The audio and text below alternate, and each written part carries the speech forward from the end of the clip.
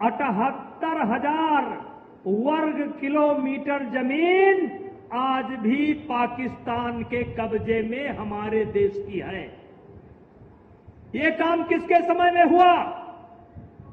मित्रों, यह काम भी कांग्रेस के ही समय में हुआ और उस समय के प्रधानमंत्री थे पंडित जवाहरलाल नेहरू। पहला काम। उसके बाद सन 1962 चीन हमारे देश के ऊपर आक्रमण करता है और चीन के कब्जे में आज भी 33,000 वर्ग किलोमीटर जमीन है। यह काम किसके समय में हुआ? कांग्रेस के। मेरे मित्रों, सन 1947 में देश आजाद हुआ। सन 1947, भैया रोक दीजिए, थोड़ा देर रोक दीजिए। सन 1947 में देश आजाद हुआ और आजादी की प्रक्रिया चल ही रही थी कि उसी समय देश का बंटवारा हुआ और बंटवारे का घाव अभी पूरा नहीं हुआ था। पाकिस्तान ने सेना के भेष में कबायली हमला कर दिया और मेरे भाइयों, 78,000 वर्ग किलोमीटर जमीन, कितना? 78,000 वर्ग किलोमीटर जमीन आज भी पाकिस्तान के कब्जे में हमारे देश की है। ये काम किसके समय में हुआ? मित्रों, यह काम भी कांग्रेस के ही समय में हुआ और उस समय के प्रधानमंत्री थे पंडित जवाहरलाल नेहरू। पहला काम। उसके बाद सन 1962 चीन हमारे देश के ऊपर आक्रमण करता है और चीन के कब्जे में आज भी 33,000 वर्ग किलोमीटर जमीन है। यह काम किसके समय में हुआ? कांग्रेस के।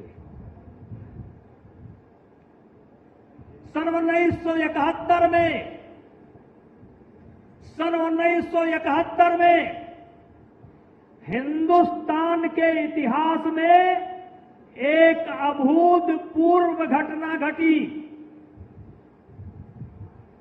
कि पाकिस्तान के 92,000 सैनिकों को हमारी देश की सेना ने बंदी बनाया था। कितना? 92,000। लेकिन मेरे मित्रों, उस समय एक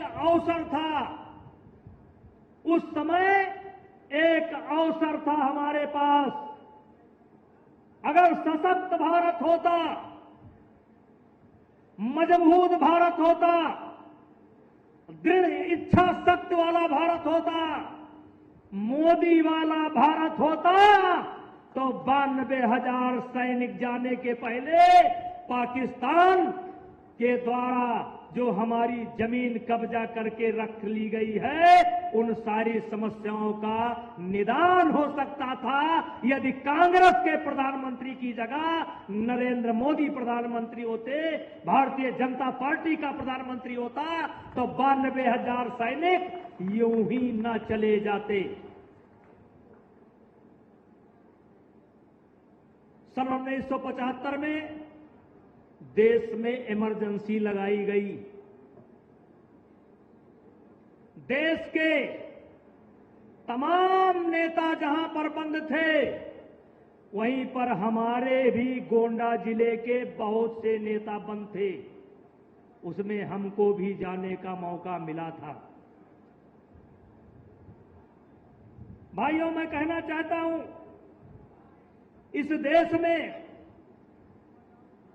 जब लोकतंत्र की एक तरीके से हत्या की गई, देश में इमरजेंसी लगाई गई, उस समय भी कांग्रेस की ही सरकार थी। और सन 1984 में जब सिखों का कत्लेआम किया गया, उस समय भी कांग्रेस की ही सरकार थी। मेरे भाइयों, आज कांग्रेस के लोग पूछते हैं कि मोदी जी ने क्या किया,